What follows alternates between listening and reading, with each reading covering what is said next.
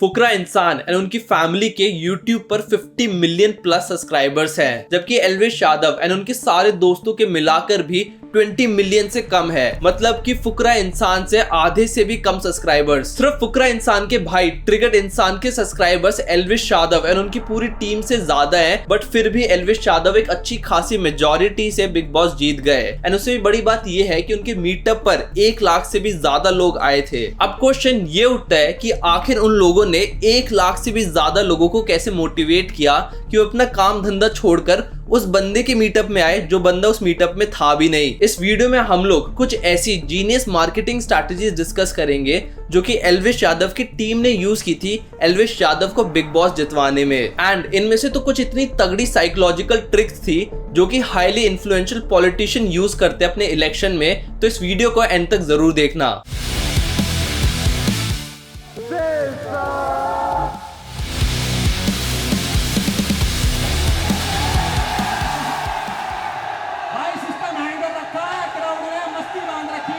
सबसे important most important voting start हो चुके फिनाले के लिए। बाकी वोट करना है, अभिषेक को भर के वोट करना है 2 बार 1000 बार, क्योंकि जीतेगा भाई जीतेगा।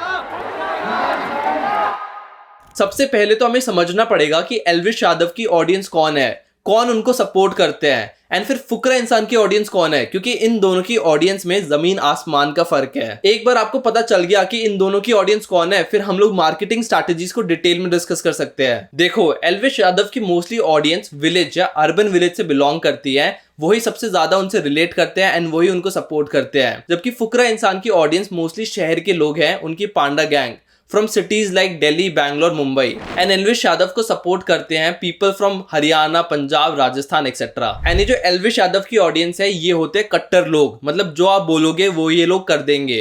जबकि फुकरा इंसान की ऑडियंस काफी पोलाइट है, वो कुछ भी करने से पहले एक बार जरूर सोचेगी। इसका सीधा सीधा असर हमें उनके मीटअप में भी दिखा है। एल्विश यादव के मीटअप में 1 लाख से भी ज्यादा लोग आए थे, जबकि फुकरा इंसान के मीटअप में अराउंड 20-30,000 लोग आए थे। बट अब क्वेश्चन ये उठता है कि आखिर एल्विश यादव ने कट्टर ऑडियंस जोड़ी कैसे, मतलब जहां पर भी वो जाते हैं वहीं पर चक्का जाम हो जाता है। तो इसके पीछे 3 रीजन है जिसकी वजह से उनकी ये ऑडियंस बनी है। First is religious support. देखो, मोस्टली जो उनकी ऑडियंस है वो उनकी कोविड टाइम में बनी थी, जब उन्होंने हिंदुइज्म को खुल के सपोर्ट किया था। अब ये यूट्यूब, OTT, इन्फ्लुएंसर ये सब कुछ नया है, बट रिलीजन तो बहुत पुरानी चीज है। जितना इन्फ्लुएंस एक रिलीजन लोगों को कर सकता है उतना कुछ भी नहीं कर सकता। भाई, आज तक भी लोग रिलीजन के नाम पर दंगे करवा रहे हैं। तो एक रिलीजन की कम्युनिटी से स्ट्रॉन्ग कोई भी कम्युनिटी नहीं होती, एंड अगर आपने उनका दिल जीत लिया तो आपके लिए कुछ भी कर सकते हैं। एंड एल्विश यादव का एक स्ट्रॉन्ग होल्ड है हिंदू कम्युनिटी पर। अब क्वेश्चन ये उठता है कि आखिर उन्होंने इस कम्युनिटी को कैसे जीता। तो देखो, वो अपनी हर एक वीडियो में जय श्री राम बोलते हैं,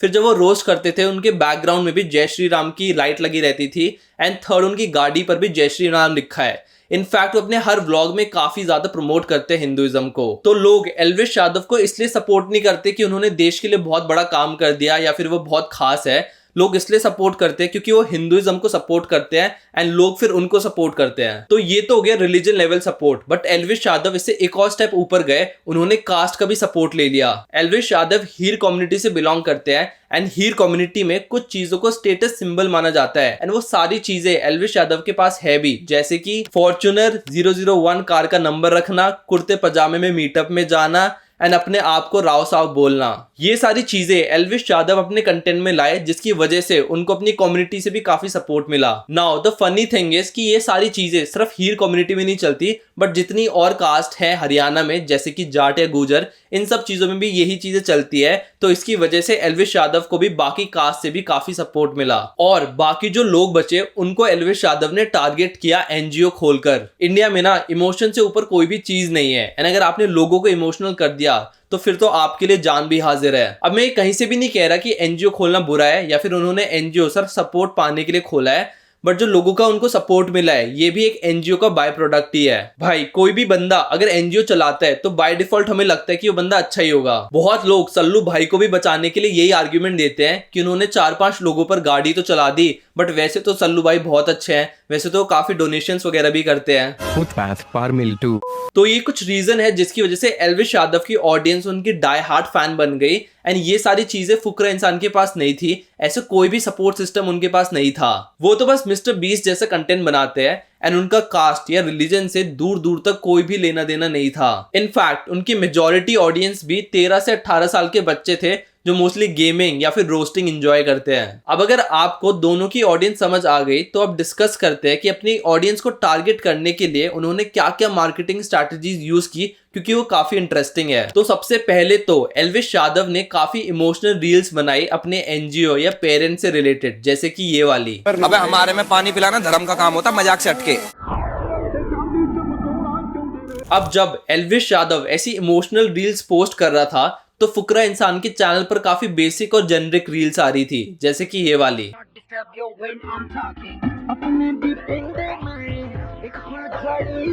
एंड इसका रिजल्ट भी आप देख सकते हो, एल्विश यादव की हर एक रील पर 30-40 मिलियन व्यूज थे, जबकि फुकरा इंसान के रील्स पर मुश्किल से भी 5-6 मिलियन नहीं थे।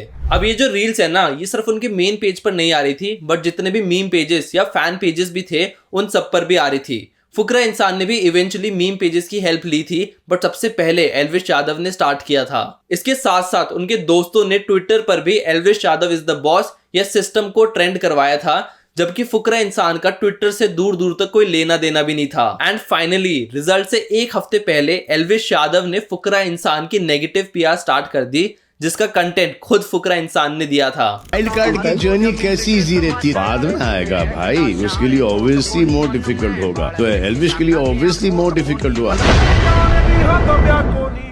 ऐसी रील्स देखकर सबने फुकरा इंसान को दोगला इंसान बोलना शुरू कर दिया एंड एल्विश यादव को और ज्यादा सपोर्ट मिल गया। अब एल्विश यादव का सपोर्ट ना सिर्फ ऑनलाइन तक लिमिटेड था, बट उन्होंने ऑफलाइन मार्केटिंग भी शुरू कर दी, जैसे कि बिलबोर्ड्स लगवाना, पोस्टर्स बंटवाना, गाड़ियों के पीछे बैनर्स लगवाना।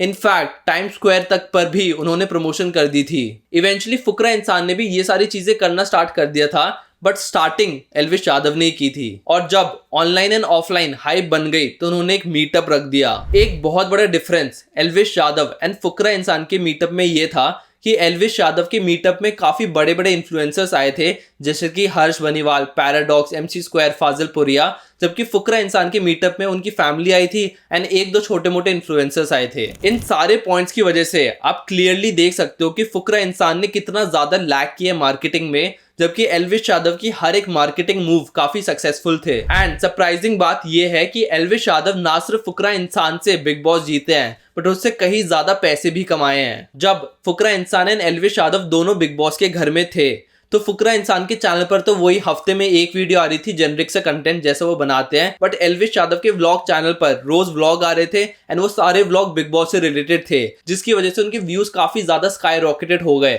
एंड फुकरा इंसान वही जेनरिक कंटेंट डाल रहा था। एंड आपको तो पता ही है, ज्यादा व्यूज मतलब ज्यादा एडसेंस। तो इस महीने में एल्विश यादव ने एक अच्छा खासा एड रेवेन्यू बनाया होगा। इनफैक्ट एल्विश यादव के इंस्टाग्राम पर फॉलोवर्स 6 मिलियन से अराउंड 14 मिलियन हो गए, मतलब उनको बहुत ज्यादा फॉलोवर्स मिले हैं बिग बॉस की वजह से इंस्टाग्राम पर। तो बेसिकली बिग बॉस की वजह से एल्विश यादव को अपनी पॉपुलैरिटी में एक अच्छी खासी बूस्ट तो मिली है। उनके सब्सक्राइबर्स एंड उनके इंस्टाग्राम फॉलोवर्स काफी ज्यादा बढ़ गए हैं, बट इसके साथ साथ उनके स्पॉन्सरशिप रेट्स भी ऑलमोस्ट डबल हो गए होंगे। तो सपोज अगर एल्विश यादव बिग बॉस से पहले 12 लाख रुपीस चार्ज करते थे एक ब्रांड स्पॉन्सरशिप के लिए, तो अब वो आराम से बिग बॉस के बाद 25 to 30 लाख रुपीस चार्ज कर सकता है एक ब्रांड इंटीग्रेशन का। इसके अलावा वो काफी लोगों की नजरों में आए, जिसकी वजह से उनको फ्यूचर में मूवी, म्यूजिक वीडियोस या फिर शोज वगैरह भी मिल सकते हैं। एंड फाइनली उन्होंने ये जो वर्ड सिस्टम इतना ज्यादा वायरल कर दिया है जिसकी कोई हद नहीं है, इसकी वजह से उनकी जो मर्चेंडाइज है सिस्टम क्लोथिंग, इसमें भी एक अच्छा खासा बूस्ट आएगा। बट कुछ भी कहो, इन दोनों यूट्यूबर की वजह से अगर किसी को सबसे ज्यादा फायदा हुआ है